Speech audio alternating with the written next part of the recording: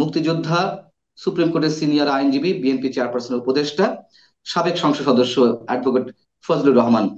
আহ আপনারা জানেন যে তাকে নানান সময় নানান বিষয়ের মুখোমুখি হতে হচ্ছে, এবং সর্বশেষ আদালত অবমাননার অভিযোগ আনা হয়েছে তার বিরুদ্ধে। এই বিষয়ে শুনানি দু একদিনের মধ্যে হবে। সেসব বিষয়ে আমরা একটু কথা বলবো, কেন ফজলুর রহমানকে নানান পক্ষ থেকে নানান ভাবে আহ তাকে আক্রমণের শিকার হতে হচ্ছে বিভিন্ন বিষয়ে। অ্যাডভোকেট ফজলুর রহমান, আপনাকে স্বাগত জানাচ্ছি আমাদের অনুষ্ঠানে। আপনার কাছে একটু যদি আপনার প্রতিক্রিয়াটা জানতে পেতাম আমরা, যে আদালত ও অবমাননা অভিযোগ আনা হলো আপনার বিরুদ্ধে, এবং সেটির শুনানি আহ আগামী রোববার। আহ এবং আপনি শেখ হাসিনার বিচারের রায়কে কেন্দ্র করে ট্রাইব্যুনাল নিয়ে কয়েকটি মন্তব্য করেছিলেন। আমাদের এই চ্যানেলেও আপনি কথা বলেছেন। আপনার প্রতিক্রিয়াটা জানতে চাচ্ছি। আপনাকে অসংখ্য ধন্যবাদ। যারা শুনছেন তাদেরকে আমার সালাম, আসসালামু আলাইকুম। আমি আপনার প্রশ্নের উত্তরে বলতে চাই, এদেশে আমি স্বাধীনতা বিরোধী শক্তির সবচেয়ে বড় টার্গেট, এবং এটা আমি সবাইকে বলছি, টেলিভিশনে বলেছি, টক শোতে বলেছি, ইউটিউবে বলেছি, লেখায় বলেছি, সাক্ষাৎকারে বলেছি যে স্বাধীনতা বিরোধী শক্তি আমাকে টার্গেট করেছে প্রধানত, এবং সেই স্বাধীনতা বিরোধী শক্তির মূল শক্তির নাম হলো জামাত শিবির।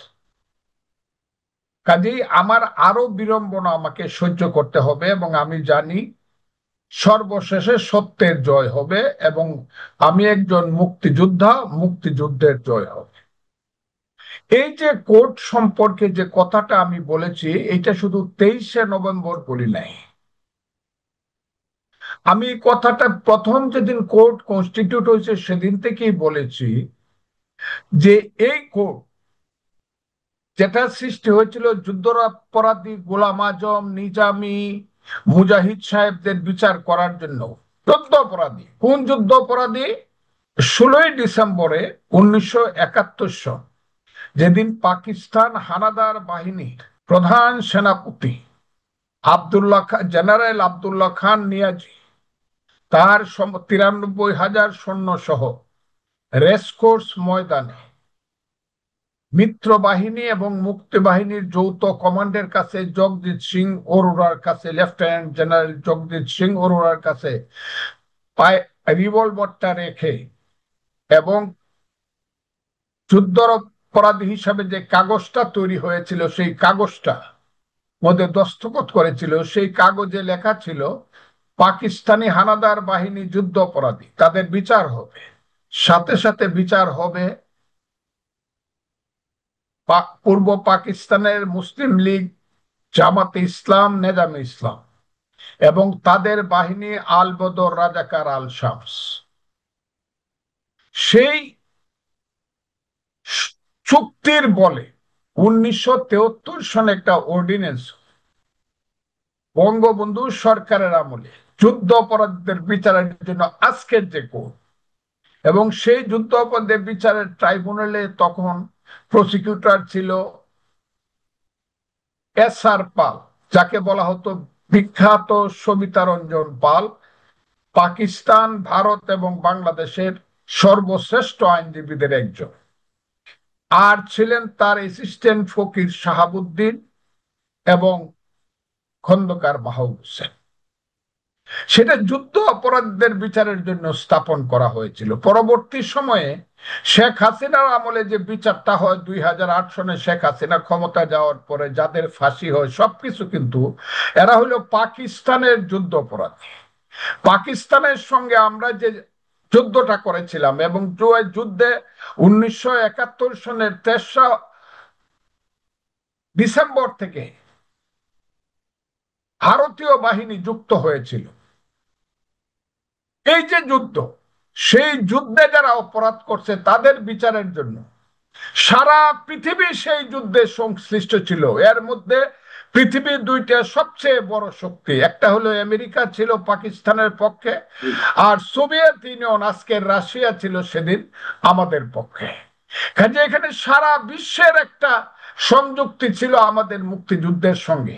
এই মুক্তিযুদ্ধে তৎকালীন ভারতের প্রধানমন্ত্রী ইন্দিরা গান্ধী বিশ্বযুদ্ধের রিস্ক নিয়েছিলেন, কারণ বঙ্গোপসাগর পর্যন্ত আমেরিকার সপ্তম নৌবহর এসে পড়েছিল। তারপরও যুদ্ধ তিনি থামান নাই, পাকিস্তানিদেরকে সারেন্ডার করতে বাধ্য করেছিলেন।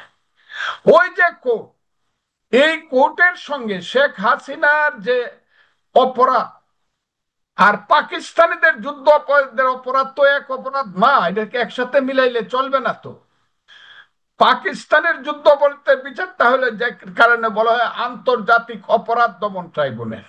জি শেখ হাসিনার ব্যাপারটা তো এখানে আন্তর্জাতিক নাই, এলো জাতীয় যুদ্ধ। সেটাও যুদ্ধ না, জাতীয় আন্দোলনে, গণতান্ত্রিক আন্দোলনের বিরুদ্ধে শেখ হাসিনা সরকার অবস্থান নিয়েছিল। এইরকম অবস্থান এরশাদ নিয়েছিল, অনেকেই নিয়েছিল। এইরকম অবস্থা হাসিনা নিছে, তার সময় লোক মারা গেছে অনেক বেশি, যেটাকে বলা হচ্ছে 1400। আমি অবিশ্বাস করি না, কিন্তু সেই যুদ্ধটা তো আন্তর্জাতিক না, এটা একটা গণতান্ত্রিক সংগ্রাম বা একটা গণতান্ত্রিক আন্দোলন বা একটা গণ অভ্যুত্থান। এইটার সঙ্গে পাক্কু থাকার 30 লক্ষ লোকের রক্ত, 2 লক্ষ মা বোনের ইজ্জত, সমস্ত বাংলাপুরে সরকার হাজার বছরের আমার মুক্তিযুদ্ধের শ্রেষ্ঠ অর্জন মুক্তিযুদ্ধ, সেইটাকে মিলে একই কোর্টে শেখ হাসিনার যে বিচারটা করছে, সেইটা আমি সমর্থন করি না। আমি একটু জিজ্ঞাসা করছি অ্যাডভোকেট ফজলুর রহমান আপনাকে, প্রসিকিউশন টিমের অন্যতম সদস্য গাজী মনোয়ার যেটি আদালতের উদ্দেশ্যে বলছেন, আপনি যে কথাগুলো বলছেন, আমাদের এই মানচিত্র চ্যানেলে এর আগে যা বলেছেন এই প্রসঙ্গে অন্যান্য জায়গায় যে যা বলেছেন তা হচ্ছে এরকম যে বেসরকারি টেলিভিশন চ্যানেলের টক শো গুলোতে ফজলুর রহমান বলেছেন তিনি এই ট্রাইব্যুনাল মানেন না। তার যুক্তি, এই ট্রাইব্যুনাল তৈরি হয়েছে 1971 সালে মুক্তিযুদ্ধের সময় সংঘটিত যুদ্ধাপরাধের বিচারের জন্য। এই ট্রাইব্যুনাল অন্য কোনো বিচার হতে পারে না। এই ট্রাইব্যুনাল মানবতা বিরোধী অপরাধ, গণহত্যা, যুদ্ধাপরাধ, ক্রাইম এগেনস্ট পিস এর বিচার করতে পারেন।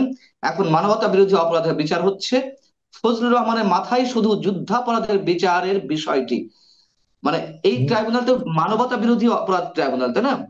আর এই আমাদের এই এখানে এই প্রশ্নের উত্তরটা আমি এখন দিব না, ওইটা আমাকে যেদিন ডাকবে সেদিন দিব। আমার কথাটা বুঝেন আপনি? জি তারা কি বলতেছে আমি এখনো জানি না, কারণ আমি এখন নোটিশ পাই নাই বা কোর্ট আমাকে ডাকেই নাই এখন। জি কাজে তারা কি বললো ওইটার উত্তর আমি দিচ্ছি না। আমি যে কথাটা বলছি সেটা বলি, এখনো আমি বলছি এই যে জি কোর্টটা কনস্টিটিউশন হয়েছে, কনস্টিটিউট হয়েছে, গঠন করা হয়েছে, আমি বলছি এই কোর্টটা আন্তর্জাতিক যুদ্ধ অপরাধী কোর্টের মতো এইখানে গঠন না করলেও চলতো। আর একটা ট্রাইব্যুনাল গঠন করা হোক এবং কঠিন এইগুলো আমি বলছি। তো খালি আমার কথা ভেঙে ভেঙে বললে তো হবে না। জি আমি তো সেদিন হাজির হব। আমার আমার যদি কথা, আমার কন্টেম্প করতে, আমার টোটাল 1 ঘন্টা 10 মিনিটের টোটাল আমার বক্তব্যটা শুনতে হবে। আমার 1 লাইন 2 লাইন শূন্য তো বললে হবে না। আমি খুব ক্লিয়ার বলছি, বিচারের ব্যাপারে আমার কথা নাই, হুম বিচারের হুম ব্যাপারে আমার কোনো প্রশ্ন নাই। কিন্তু এবং যারা বিচার করতেছে তাদের ব্যাপারে আমার কোনো প্রশ্ন নেই। প্রশ্ন শুধু কোর্টটার ব্যাপারে, যে কোর্টটা কনস্টিটিউট হয়েছে। কারণ এই কোর্টটা এমন ভাবে তৈরি করা হয়েছে, যখনই সরকার, এই সরকার তো আর 3 মাস থাকবে যদি গণতন্ত্র আসে। হুম আমি তো হুম, বলতেছি না এই সরকারকে কেউ রাইফেল দিয়ে উড়াই দেবে। ইউনূস সরকার তো 3 মাস থাকবে। যদি ইলেকশনের মাধ্যমে একটা সরকার আসে তখন তো কোর্টের চিত্রটা ভিন্ন হবে। রিট কোর্ট গুলা তখন অনেক বেশি স্বাধীন হবে।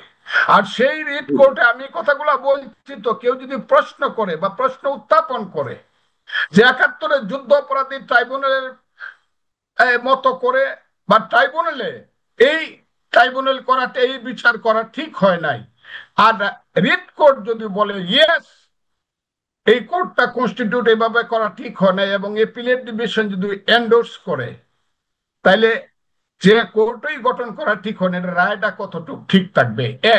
এবং আমি এটাও বলছি যে শেখ হাসিনার বিচার কঠিন ভাবে করা হোক, যাতে উপরে গিয়া টিকে। কারণ ওই যে আজহার সাবরে যে বিচার করছিল জামাতের, উনারে কিন্তু ট্রাইব্যুনাল ফাঁসি দিয়েছিল, হাইকোর্ট সুপ্রিম কোর্ট বহাল রাখছিল, অ্যাপিলেট ডিভিশন রিভিউ করে কিন্তু উনি ছাড়া পাইছে সরকার পরিবর্তন হওয়ার কারণে। এই ধরনের ফাঁক ফুকর যাতে না থাকে, এমনকি প্রসিকিউশন কি কোথাও না, ওই যে কথাটা আমি বলছি, প্রসিকিউশনের সাথে কি কারো না কারো সেই সংযুক্তি আছে যে বিচার ব্যবস্থা কোর্টের মধ্যে একটা ফাঁক রেখে দেওয়া, ওই কথাটাও কিন্তু আমি তুলছি। আমি তো চাই কঠিন বিচার হোক এবং সঠিক বিচারটা হোক, এই কথাটা আমি বলছি ভাই। হ্যাঁ, আমি এই কথাগুলো আপনি বলেছেন। বিচারের ব্যাপারে কোনো কথা বলি নাই। এখন তারা যখন যদি আমাকে ডাকে, এমনও তো হইতে পারে তাদের কথা শুনে বলতে পারে যে না, এটার মধ্যে কোনো সাবজেক্ট নাই, সাবজেক্ট ম্যাটার নাই, এটা আমরা তাকে করলাম না, ডাকলাম না। আর অনারেবল কোর্ট যদি আমাকে ডাকে, তখন আমার কথা আমি অনারেবল কোর্টের সামনে গিয়ে উপস্থাপন। আমি তো আমি কোর্টের, আমি তো 48 বছর যাবত কোর্টে প্র্যাকটিস জি, করে ভাত খাই, কাজে আমি তো আইনের মানুষ। আমি বলছি, নিঃসন্দেহে। আমি বিএনপির নেতা হিসাবে, রাজনীতিবিদ হিসাবে কথা বলছি না। আমি একজন মুক্তি, ওইখানেই বলছি, আমি একজন মুক্তিযোদ্ধা হিসাবে এবং আইনজীবী হিসাবে কথা বলছি। কিন্তু তো গাজী কাজেই মনোয়ার, জি, গাজী মনোয়ার যেটি বলেছেন, প্রসিকিউটর গাজী মনোয়ার, আমি একটু আপনাকে একটু শোনাতে চাই। আপনি এটাও বলেছেন, আমি নিজে আপনার কাছ থেকে শুনেছি, আপনি বিভিন্ন জায়গায় বলেছেন, এই আপনি যে কথাগুলো বলছেন এর বাইরে নিশ্চয়ই অন্য কিছু বলেননি। আপনি বলেছেন এই ট্রাইব্যুনালে যে প্রক্রিয়া শেখ হাসিনার বিচার চলছে সেই ট্রাইব্যুনালকে আমি মানি না, এইভাবে বলেছেন। কিন্তু যুদ্ধাপরাধ ট্রাইব্যুনালটা বা মানি না, ইয়েস হ্যাঁ, ইয়েস, রাইট। তো ট্রাইব্যুনালটাই আমি চাই না। এই ট্রাইব্যুনালটাই আমার কাছে রং মনে হইতাছে, রংলি কনস্টিটিউটেড। আপনি রাইট, আমার এই কথা কথাগুলো এটা আপনি আমি বলেছেন। বলতে পারবো না, তাইলে তারা জাতিসংঘের মহাসচিব আইনে দাঁড় করা, মানবাধিকার যে 6টা সংস্থাকে আইনে দাঁড় করা। ওই যে হুম, হুম। ইউরোপের সমস্ত রাষ্ট্রগুলো বলছে এই বিচারটা সঠিক হয় না, এর মধ্যে ফাঁক, তাদেরকে আইনে দাঁড় করা। আমার মতো একজন নরম মানুষ পায়া, অসহায় মানুষ পায়া, আমাকে, আমার উপরে কেন বিচার চলছে? তাহলে সারা পৃথিবী বলতেছে বিচারটা এটা বোধহয় ঠিক হয় নাই। জাতিসংঘ থেকে দৈরে মানবাধিকার সবাই বলতেছে, আমি কি একা বলতেছি নাকি?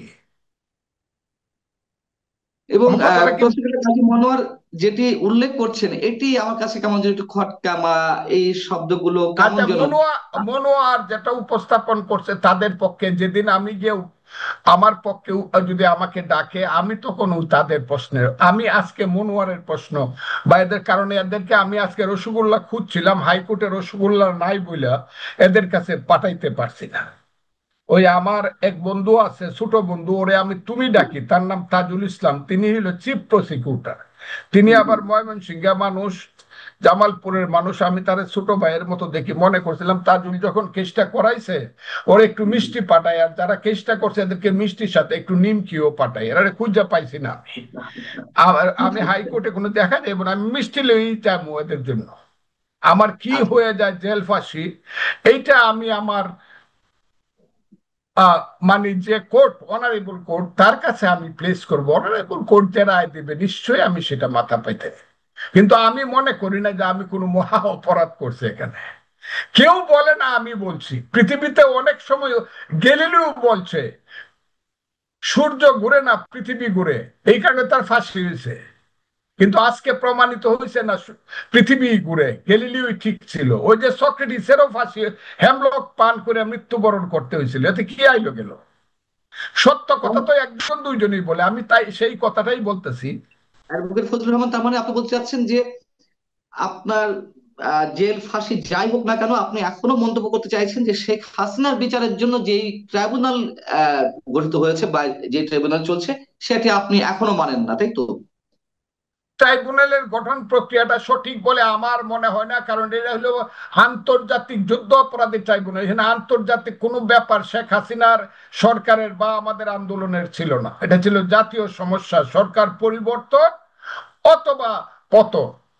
এইটার মধ্যে আন্তর্জাতিক ওই যে তৃতীয় বিশ্বযুদ্ধ হয় নাই, যে সপ্তম নৌবহর আইসা পড়ছে বঙ্গোপসাগরে, পাকিস্তানের সঙ্গে ইন্ডিয়ার যুদ্ধ লাগে, এইগুলা মুক্তিযোদ্ধার সঙ্গে পাকিস্তানিদের 9 মাস, এটা হয় নাই তো।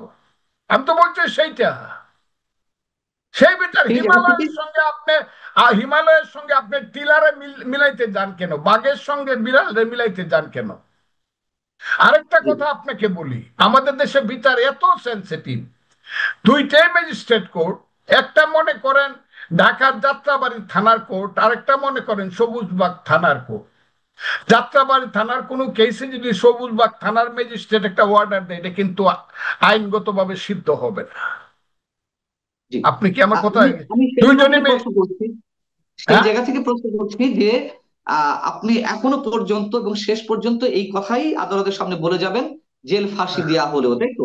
আমি বিচারের বিচারের ব্যাপারে আমার কোনো বক্তব্যই নাই। আমি বলতেছি কোর্টটা সঠিকভাবে কনস্টিটিউট হয় নাই বলে আমি মনে করি। এই মনে করাটা মহা অপরাধ কিনা, যদি কোর্ট মনে করে মহা অপরাধ, তখন আমি তাদের কাছে বিচার প্রার্থী হব, তারা যে বিচার করে সেই বিচার মানবো। কিন্তু আমি মনে করি না যে আন্তর্জাতিক যুদ্ধ অপরাধ, যাদের যে যুদ্ধ অপরাধীরা এই দেশে 30 লক্ষ লোককে হত্যা করছে, 2 লক্ষ মা বোনের ইজ্জত ধ্বংস করছে, এই দেশের বুদ্ধিজীবীদেরকে, শত শত বুদ্ধিজীবীদেরকে হত্যা করছে, তা তারা যে বিশ্ব অপরাধী, এদের সঙ্গে হাসিনা সরকারের যে অপরাধ, তাদেরও অপরাধ, গুলি করে মারছে, তাদেরও ফাঁসি হোক, কিন্তু অন্য কোর্টে হোক, নট ইন দিস কোর্ট। এটা হলো কথা, অন্য কোর্ট করে হোক, এই বিচারকরাই করুক। জি। বিচারকদের উপর আমার কোনো অনাস্থা না, অনাস্থাটা গাজী আমার মনোয়ার, বিচারকদের উপরে না। প্রসিকিউটর গাজী মনোয়ার আরেকটি মন্তব্য করেছেন, আপনার দৃষ্টি আকর্ষণ করছি, যে ফজলুর রহমান সুপ্রিম কোর্টে একজন জ্যেষ্ঠ আইনজীবী এবং বিএনপির সংসদ সদস্য প্রার্থী হিসেবে এ ধরনের মন্তব্য করার পরিণতি জানেন। তারপরও ফজলুর রহমান বিভিন্ন রাজনৈতিক হ্যাঁ, দল ওনারা জানে, কারণ উনি শিবিরের ছেলে। আমার কথাটা বুঝেন, ওইটাই তাদের লাগছে খুব। ওই যে আমি বলছি প্রসিকিউশনের তাজুল ইসলাম থেকে সবাই শিবিরের লোক, এটাই তাদের লাগছে। তারা তো চাইতেছে কি পরিণতি করবে তারা, আমার ইলেকশন বন্ধ করে দিবে। তারা তো, আমি তো বলছি ওই যে তারা শত শত কোটি টাকা আমার বিরুদ্ধে তারা ইনভেস্ট করবে যাতে আমি নির্বাচিত বিভিন্ন জায়গাতে, বিভিন্ন পজিশন। বলছি আগে, এখন না। এই কথাটা তো আমি 10 আমি কি বলবো, এই কথাটা তো আমি এখন থেকে 3 মাস আগে বলছি, যখন আমাকে করা হয়েছে, দল থেকে এক্সপেল করা হয়েছে। আমার কথাটা খুব বোঝার চেষ্টা করেন। এটা তো আমি 25শে আগস্টের পরে 8ই সেপ্টেম্বর কথাটা বলছি ইটনাতে, যে জামাত আমাকে, যাতে আমি আমার দল থেকে নমিনেশন না পাই, যাতে আমি না করতে পারে, ওই না কত কথা। তারা দলকে হয়তো বা ইনফ্লুয়েন্স করতে পারে, যদি না পারে তারা ভিন্ন পথে, কুটিল পথে যাচ্ছে জামাত এখন। এই ছেলেটি তো জামাত শিবিরের ছেলে। এই ছেলে তো জানে যে আমি নমিনেশন পাইছি, আমি ইলেকশন করলে কি হইব, তাদের ক্যান্ডিডেটের 130টা সেন্টার আছে, একটা সেন্টারে যদি তাদের ক্যান্ডিডেট পাস করতে পারে, আমি চ্যালেঞ্জ করলাম, সেন্টার একটা একটা। কাজী ফজলুর রহমানের গলাটা হলো তাদের জন্য যন্ত্রণা, সেই গলাটা তারা বন্ধ করতে চায়। কিন্তু আল্লাহ উপরে, আমার দল আছে, আমার দেশের মানুষ আছে, আমার গলা সত্য কথা বলা থেকে বিরত হবে না। আমার শেষ পর্যায়ে যেটি জানার ইচ্ছে, যে আপনার বাড়ির সামনে মব ক্রিয়েট করা হলো, আপনার ছবি প্রিন্ট করে জুতার মালা পরানো হলো, আপনাকে অ্যাটাক করার জন্য নানান ধরনের চক্রান্ত করা হলো, বিএনপি থেকে আপনাকে বহিষ্কারের জন্য দাবি জানানো হলো, আপনাকে 3 মাসের জন্য আপনার সদস্যপদ স্থগিত করা হয়েছে, তারপরেও আপনি নমিনেশন পেয়েছেন। পরবর্তীতে এসে আবার ট্রাইব্যুনালে আপনার বিরুদ্ধে অভিযোগ জানানো হলো আদালত অবমাননার। এই সব কিছুকে আপনি কি একই সূত্রে গাঁথতে চাইছেন? একই যুদ্ধ সূত্রে কাদা এবং জামাত শিবিরের চক্রান্ত, স্বাধীনতা বিরোধীদের চক্রান্ত আমার বিরুদ্ধে। বাংলাদেশের মানুষ, 18 কোটি মানুষ, আপনারা যদি মনে করেন যে আমি মুক্তিযুদ্ধের সন্তান, আমার পক্ষে থাকেন। জামাত শিবির অবশ্যই। আমার বিরুদ্ধে কত চক্রান্ত করছে, এই লোক কথাটা, এটা জি। তাদের চক্রান্ত, আর কিচ্ছু না। এবং সবশেষ আপনার আরেকটি মন্তব্য জানতে চাইছি, যে এই ধারা কতদিন অব্যাহত থাকবে? আমি আপনার যতদিন মধ্যে জীবিত মানুষকে আছি, যেভাবে আক্রান্ত করা হচ্ছে। ওই যে আপনি যে বলছেন আমাকে কত ষড়যন্ত্র চক্রান্ত, ফজু পাগলা কত কিছু বলতেছে, আমার মা রে নিয়ে, বাপ রে নিয়ে কত গালাগালি করতেছে, কত। আমি যে বলছি, আমি যদি 5 বছর বাইচা থাকি, এদের মুখে তালা লাগাই দিই, যারা আমার সাথে এইসব করতেছে। আল্লাহর রহমত, আল্লাহর রহমত, আমি বলে দিলাম, এদের মুখে তালা মেরে দিব। আপনিও 3 মাস জেল খাইতে আসলেন বিনা কারণে, হয়েছেন, অনেকেই হয়েছে, আরো হবে। কিন্তু আমার উপরে তাদের সার্বিক অপশক্তি প্রয়োগ। চট্টগ্রামের জামায়াত নেতা শাহজাহান চৌধুরীর যে কিছু বক্তব্য ছিল, যে প্রশাসনকে তাদের কথা অনুযায়ী চলতে হবে, তাদের কথা অনুযায়ী মামলা দিতে হবে, তাদের কথা অনুযায়ী গ্রেফতার করতে হবে, যে কথাগুলো বলেছিলেন, এবং সেটা নিয়ে বেশ আলোচনা হয়েছিল। আমি তার সঙ্গে আরেকটা পয়েন্টে কথা বলেছিলাম, যে আল্লাহ চান যে জামাত নির্বাচনে জয়ী হোক, সে কথাটাও আমি বলেছিলাম। সেটা নিয়েও যে আমরা শিরোনাম করেছিলাম যে আল্লাহ কি চান সেটাও জানে জামায়াত।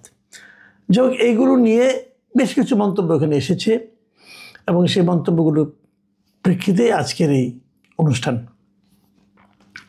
আজকে প্রথম যে কমেন্টটা আমি পড়তে চাচ্ছি সেটা হলো, লিখেছেন ব্যাপারী আলামিন।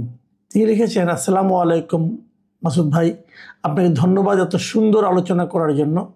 জামায়াতে ইসলামী লেবাসধারী রাজনীতিবিদ জামাত একসময় বাংলাদেশের জনগণের মাথা ব্যথার কারণ হয়ে দাঁড়াবে। এরপর লিখেছেন রেজওয়ান রিজু। তিনি লিখেছেন, স্যার আবেগে বলে ফেলেছে, বিবেক কাজ করে নাই, মানে ওই শাহজাহান চৌধুরীর বক্তব্য সম্পর্কে। আরেকজন লিখেছেন বিডি লাইফ অ্যান্ড কালচার। তিনি লিখেছেন, ধন্যবাদ মাসুদ কামাল স্যার, অপেক্ষায় ছিলাম আপনার এই বিষয়টি নিয়ে আলোচনা কখন শুনতে পারবো।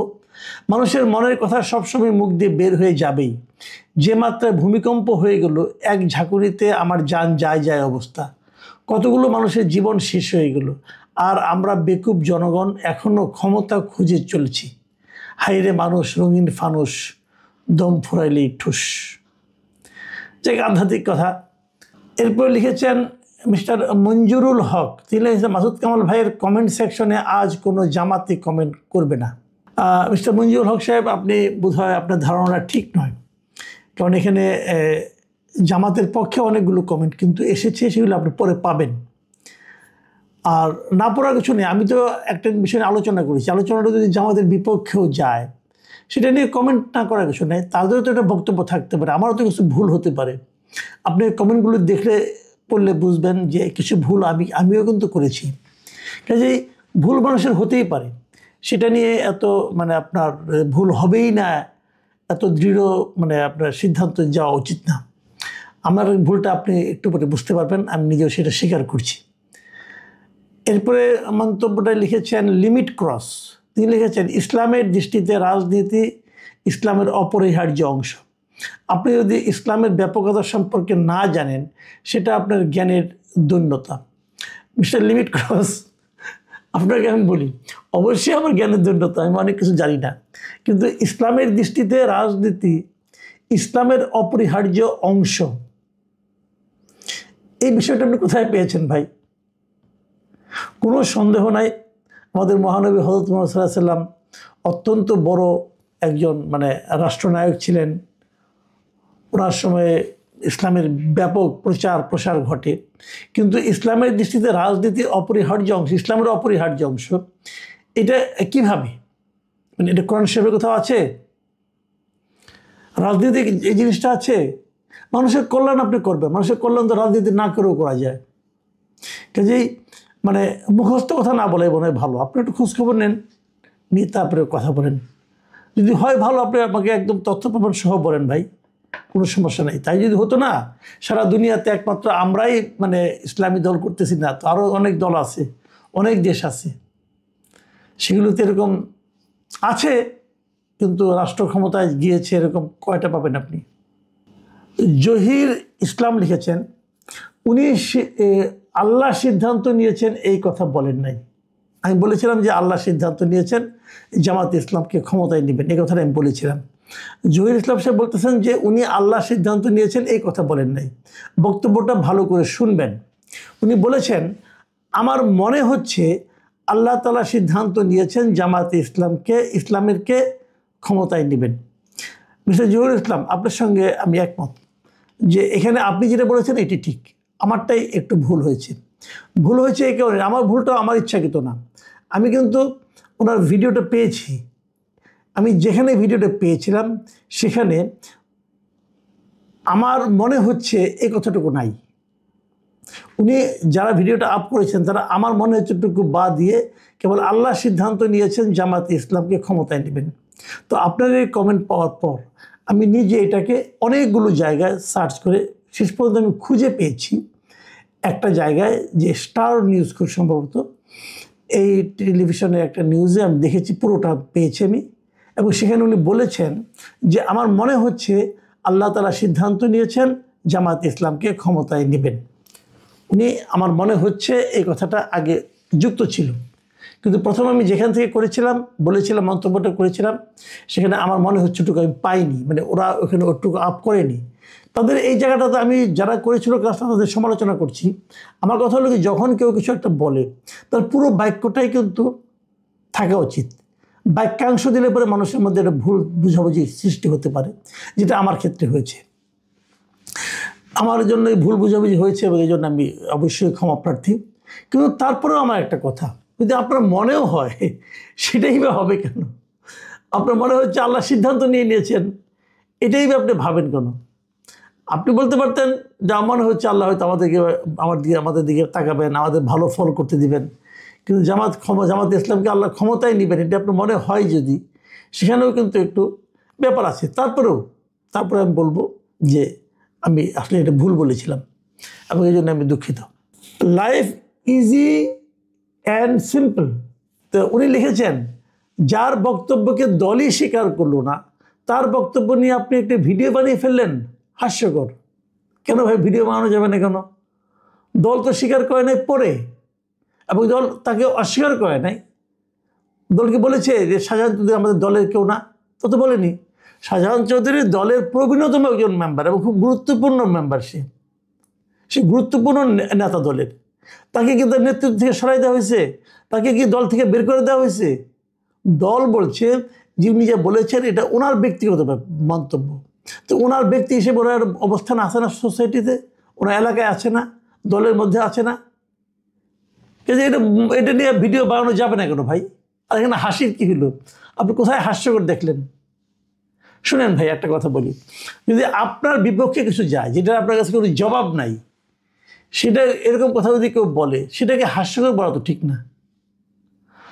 যা হোক, আপনার দল তো স্বীকার করেছে উনি কাজটা ঠিক করেন নাই, ওটিকে যথেষ্ট।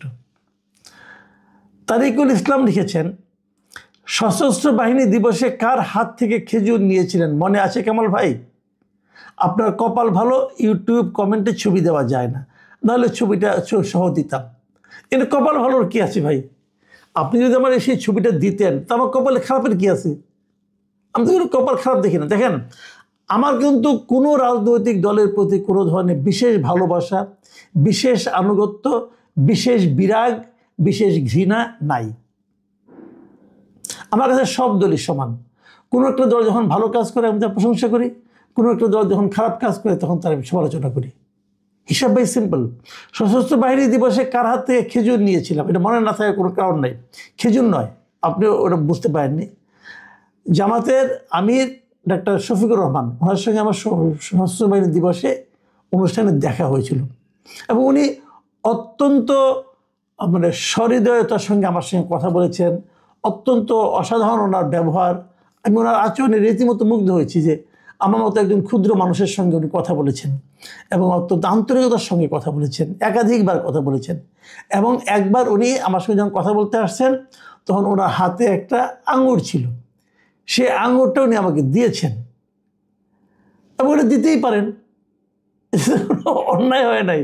একটা মানুষ আরেকটা মানুষকে কিছু একটা দিতে পারেন।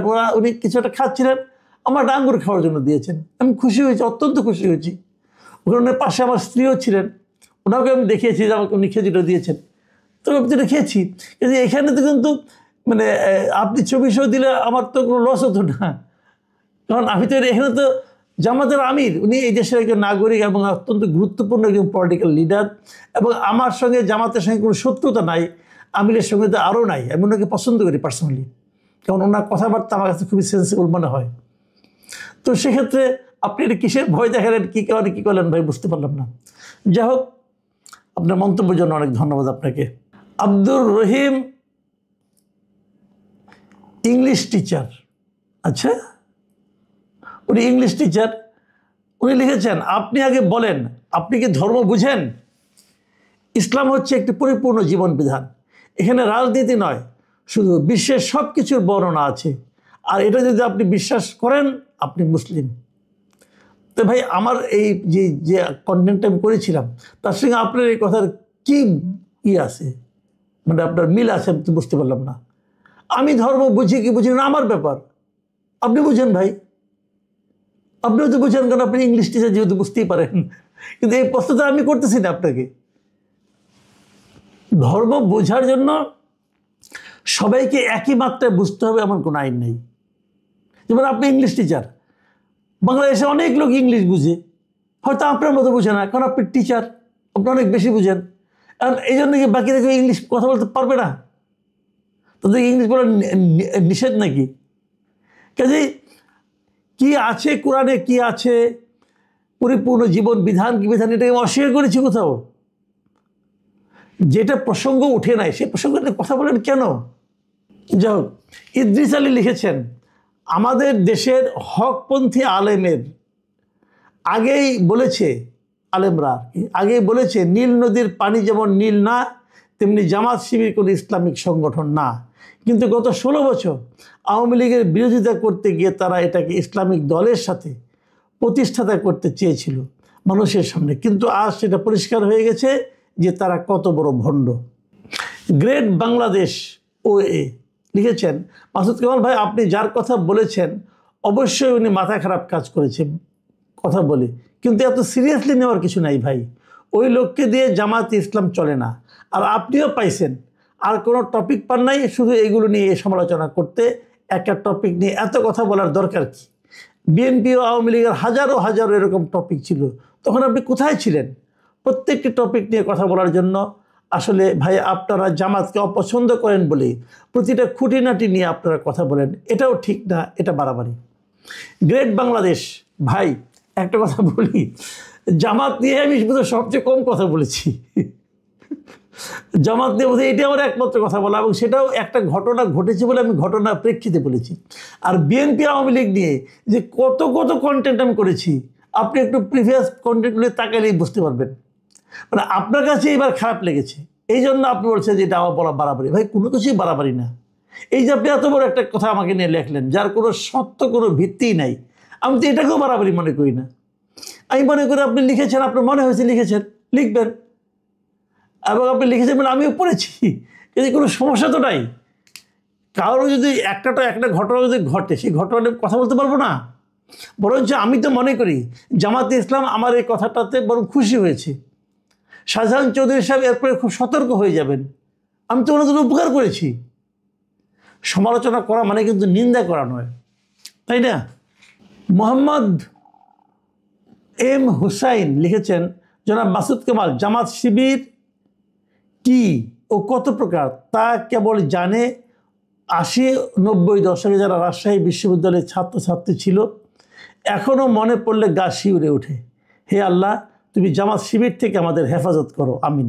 হ্যাঁ, ওই সময়টাতে রাজশাহী বিশ্ববিদ্যালয়ে জামাত শিবিরের খুবই দুর্দণ্ড প্রতাপ ছিল, এবং তাদের বিরুদ্ধে যে শিবিরের বিরুদ্ধে এখন যে রক কাটার একটা অভিযোগ মাঝে মাঝে শোনা যায়, সেটা কিন্তু ওই সময়ের রাজশাহী বিশ্ববিদ্যালয় থেকেই কিন্তু উৎপত্তি এবং ছড়িয়ে পড়েছিল। সরওয়ার হোসেন লিখেছেন, মাসুদ ভাই, কলেজ জীবনে শিবিরের যে চরিত্র দেখেছি তাতে আমি জামায়াতকে বিশ্বাস করতে পারি না। আপনি লিখে রাখুন, যদি জামায়াত ক্ষমতায় আসে তবে আওয়ামী লীগ থেকে বেশি স্বজন পেতে হবে, আর সব ক্ষেত্রে জামাতের সার্টিফিকেট লাগবে। মানিক আলম লিখেছেন, তুমি যখন এই বক্তব্যটা দিতেছিলেন, মানে তিনি হবে ভুলে লিখেছেন, তিনি যখন এই বক্তব্যটা দিতেছিলেন তখন সেখানে জামায়াতের আমির উপস্থিত ছিল। কাউকে তো দেখলাম না বাধা দিতে, কেউ বাধা দেয়নি, কারণ এটা জামায়াতের প্রত্যেকটি নেতাকর্মীর মনের কথা। আমাদের দেশে কিছু কিছু লোক আসে, একটা ডায়লগ দেয় যে এতদিন বিএনপিকে দেখেছি, আওয়ামী লীগকে দেখেছি, এবার জামাতকে দেখতে চাই। তাদের উদ্দেশ্যে বলবো, দেখে নিন, ক্ষমতায় যাওয়ার আগের অবস্থা দেখে নিন, আর পরে দেখার সুযোগ পাবেন না। আনোয়ারুল হক লিখেছেন, শ্রদ্ধেয় সর্বজনাব জনাব মাসুদ কামাল ভাই, বলার কিছু নাই, রাজনীতির সাথে ধর্ম মিশে গেছে। বলছিলাম টুপির কথা, হ্যাঁ আমরা মুসলমান হিসেবে টুপি পরি, কেউ ওয়াক্তিয়া নামাজের সময়, আবার কেউ সার্বক্ষণিক টুপি পরি, কিন্তু গত কদিন ধরে দেখছি বিএনপি জনাব সালাউদ্দিন আহমেদ সাহেব টুপি পরে সবার সমাবেশে যাচ্ছেন। আজ দেখলাম এনসিপির জনাব নাহিদ ইসলাম টুপি পরেছেন। এ বিষয়ে দর্শকের কথা অনুষ্ঠানে আপনার দু কথা শুনতে চাই। দেখেন ভাই, টুপি পরা না পরা মানুষের ইচ্ছা অনিচ্ছার ব্যাপার। যদি কেউ পরে আরাম পায় পরবে। এখন মানে টুপিটাকে আমি যদি ধর্মীয় পোশাক ধরি, ধরা উচিত না, পোশাকের কোনো ধর্ম নাই। তারপরে আমি ধরলাম এটা আমাদের একটা ধর্মীয় একটা ইঙ্গিত বহন করে। টুপি কিন্তু আবার খ্রিস্টানরাও পরে। যাই হোক, ধরলাম এটা নিয়ে মুসলমান যেটা বোঝানোর উপায়। তারপরে যদি এটা কেউ পরে, এতে তো খুশি হওয়া ছাড়া কোনো কারণ দেখি না। এটা আনন্দের ব্যাপার, ওনারা পড়েছেন। যদি এটা রাজনীতির একটা অংশ বানিয়ে ফেলায়, রাজনৈতিকভাবে মানুষকে প্রভাবিত করার জন্য পড়ে, সেটা ওই পাবলিকও বুঝে। এটা আমার আপনার বোঝার দরকার নাই। যাদের সামনে পড়ছে তারাও বুঝতে পারছে যে এই লোকটা এতদিন পরে নাই, হঠাৎ করে এখন পড়লো কেন। তার মানে একটা নাটক করছে, এটা মানুষ কিন্তু বুঝে যায়। কাজে আমি মনে করি যে যেমন আছেন সে তেমনই থাকেন। হয়তো একদিনের জন্য 2 দিনের জন্য নিজের খুব ধার্মিক এটা প্রমাণ করা তো কোনো দরকার দেখি না। আর ধার্মিক প্রমাণ করতে হলে আচরণ দিয়ে বোঝানো যায়, ওই টুপি পরে নয়। সোনিয়া মাসুদ দেখেছেন, মাসুদ কামাল ভাই প্রতিদিন আপনার এই কথা অনুষ্ঠান না দেখলে মনে হয় কি যেন দেখলাম না আজ। দোয়া করি সব সময় যেন দেখতে পারি এই কথা অনুষ্ঠান। জি, দোয়া করবেন ভাই। আলামিন হোসেন লিখেছেন, প্রিয় মাসুদ কামাল ভাই, আপনার আলোচনা খুব সুন্দর, আমি নিরপেক্ষ কথা বলেন, আপনার অনুষ্ঠান আমি প্রতি রাতে শুনি। রাশিদা অ্যাক্টর তিনি লিখেছেন, মাসুদ কামাল আপনি কি বিএনপির চাঁদাবাজি নিয়ে কোনো একটা ভিডিও বানিয়েছেন? আপনি মাথায় হাত রেখে সত্যি কথা বলবেন আশা করি। ভাই মাথায় হাত রাখতে হবে না, আমি সত্যি কথাই বলছি। বিএনপির চাঁদাবাজি নিয়ে আমার মনে হয় না যে আমার চেয়ে বেশি কেউ ভিডিও করেছে। এবং আওয়ামী লীগ সরকার চলে যাওয়ার পর থেকে বিএনপি যে শুরু থেকেই চাঁদাবাজিগুলি বিভিন্ন এলাকায় করেছে, এবং এটা নিয়ে আমি একাধিক ভিডিও বানিয়েছি। এবং কেবল ভিডিও না, আমি যখন বিভিন্ন টক শোতে বিভিন্ন টেলিভিশনে কথা বলি তখনও এইগুলি আমি উচ্চারণ করি। আপনারা তো মনে থাকবে না, কিন্তু বিএনপির কোনো নেতাকর্মীকে জিজ্ঞাসা করেন, তাদের ঠিকই মনে আছে। মোবাইল ফুটেজ লিখেছেন, এটি শেষ মন্তব্য। প্রতিদিন অফিস শেষ করে এসে আপনার বক্তব্যগুলি শুনি এবং একমাত্র আপনার বক্তব্যকেই এই মুহূর্তে যুক্তিসঙ্গত এবং যথেষ্ট সত্য বলে মনে করি এবং অনেকবার প্রমাণও পেয়েছি। আরেকটা বিষয় আমার মনে হয়, বিএনপি যেহেতু অনেক বড় একটা দল, তাদের উচিত এই মুহূর্তে বাংলাদেশে একটা আন্দোলন করা, যেটা কিনা তত্ত্বাবধায়ক সরকারের অধীনে নির্বাচনকে নিয়ে, এবং এই নির্বাচন থেকেই যেন সেটা কার্যকর হয়, সেই বিষয়টা নিয়ে তাদের একটা আন্দোলন করা উচিত। তখন যেটা হবে, বাংলাদেশের সচেতন মানুষ এবং জনগণ বিএনপির এই আন্দোলনকে সমর্থন করে ক্ষমতায় বিএনপিকে আনার জন্য চেষ্টা করবে, এবং লিগ্যালভাবে নির্বাচন হলেও বিএনপি জিতে যাবে। জানি না এত বড় সুযোগ থাকার পরও বিএনপি কেন সেটা হাতছাড়া করছে, বা তারা এত বছর রাজনীতিতে কী শিখলো আসলে, এটাই আমার মাথায় আসে না। যাই হোক ভাই, মোবাইল ফুটেজ আপনি বিএনপিকে একটা পরামর্শ দিয়েছেন, এবং আমি ব্যক্তিগতভাবে আপনার সঙ্গে একটা জায়গায় একমত। সেটা হলো, আমি মনে করি তত্ত্বাবধায়ক সরকারটা এই নির্বাচন থেকেই বাস্তবায়ন করা দরকার। কারণ যেটার জন্য তারা এতদিন আন্দোলন করলো, সাধারণ মানুষ আন্দোলন করলো, সেটা যখন আদালত সেটাকে যখন স্বীকৃতি দিল, তখন সেটা বাস্তব। মামলা রাজুকের ওই পূর্বাচল এলাকার যে প্লট, সেই প্লট দুর্নীতির মামলার রায় হবে 1 ডিসেম্বর। হাসিনা, রেহেনা সহ আসামি 17 জন, মোটামুটি পরিবারের সবাই 10 কাঠা করে 6টা প্লট নেওয়ার খেসারত দিতে হচ্ছে তাদেরকে। কিন্তু অন্যরা যাই হোক না কেন, হাসিনা, খালেদা যাই হোক না কেন, টিউলিপ তো ব্রিটিশ এমপি। এটা বাংলাদেশ তো অহংকার করার কথা তাকে নিয়ে, যে বাংলাদেশের একটা মেয়ে, বাদ দেন সে রেহেনার মেয়ে বা শেখ হাসিনার ভাগ্নি, এটা হিসাবটা বাদ দেন, বাট সে তো বাংলাদেশের নাগরিক। বাংলাদেশের গর্ব যে বাংলাদেশের একটা কন্যা ব্রিটিশ পার্লামেন্টের এমপি। কিন্তু সেই গর্বটা থাকলো কোথায়? এটা কি টিউলিপ নিজে শেষ করে দিল, নাকি তার মা খালারা শেষ করে দিল? সেটা একটা প্রশ্ন। আজকে সবার জন্য ওই 1 ডিসেম্বর যারা এই রাজ্য কর্তৃপক্ষের প্লট বরাদ্দের ক্ষেত্রে দুর্নীতির অভিযোগে ক্ষমতাচ্যুত শেখ হাসিনা, তার বোন শেখ রেহেনা, রেহেনার মেয়ে টিউলিপ সিদ্দিকী সহ 17 জনের বিরুদ্ধে করা মামলার রায় আগামী 1 ডিসেম্বর। তাহলে এখন যদি, আমি জানি না হিসাবটা কি, এই যে জয় বা পুতুল এগুলি বাদ দেন, এরা তো আর কোনো এমপি না, বাংলাদেশের নাগরিক বা দ্বৈত নাগরিক যাই হোক না কেন, কিন্তু টিউলিপ তো ব্রিটিশ এমপি এবং মন্ত্রী ছিল। তার বিরুদ্ধে দুর্নীতির অভিযোগের কারণে মন্ত্রিত্ব তার গেছে, এখন এমপি টিকে আছে। এখন যদি এখানে দোষী সাব্যস্ত হয়, দোষী সাব্যস্ত না হওয়ার কোনো কারণ নেই, তাহলে এই রায় কি কার্যকর হবে? মানে এটা প্রতিক্রিয়া হবে তীব্র, নিঃসন্দেহে। এখন বাংলাদেশের এই রায় কি তাদের দেশে যদি কার্যকর করে, তাহলে 2টা জিনিস হবে। টিউলিপ তার এমপিত্ব হারাবেন, টিউলিপ কারাগারে নিক্ষিপ্ত হবেন। এই দুটি কি বাংলাদেশের আইনে যে শাস্তি হবে সেই শাস্তি কি তারা প্রতিপালন করতে বাধ্য নাকি বাধ্য না, এটা আইনজ্ঞরা ভালোভাবে জানবেন।